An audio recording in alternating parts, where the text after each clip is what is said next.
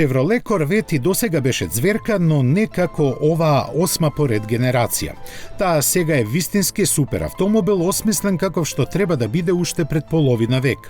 Интересен факт е дека Chevrolet започна со тестирање на централно поставената погонска група уште во 2013 година и тоа во Австралија, сместена во пикап на Holden. За да биде појасно што всушност зборуваме, треба да кажеме дека од 1964 година наваму голем број прототипи на Корвет имаат централно поставен мотор и ниту еден нималку не се доближи до сериското производство.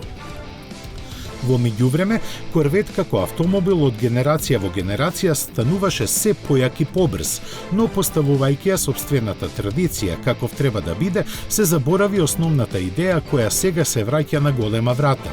И тоа успешно, бидејќи првите полуофицијални тестови споменуваат максимална брзина од 312 км на час.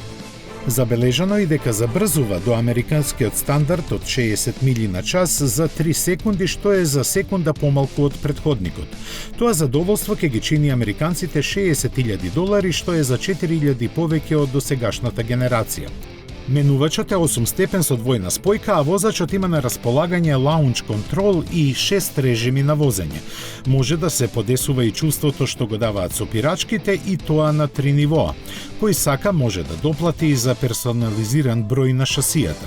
Покрај очекуваните опции, Корвет се опремува и со лифт систем кој го подига предниот дел за полесно поминување преку лежечките полицајци. Тој е поврзан со навигацијата и на познатите локации автоматски реагира без интервенција на возачот. Колкав е интересот на американците за новиот Корвет, најдобро зборува продажбата на досегашната генерација, од која за годинава произведените 35,000 примероци останаа непродадени околу 6,000. Не помогнаа ниту огромните попусти и финансирање со 0% камата и рок на исплаќање од 72 месеци. Затоа пак некои од дилерите кои навреме си нарачаа од новата генерација ги понудија на продажба по цена од 50% поголема. На тоа реагираше General Motors, кој за да ги спречи манипулациите, едноставно им ги откажа нарачките.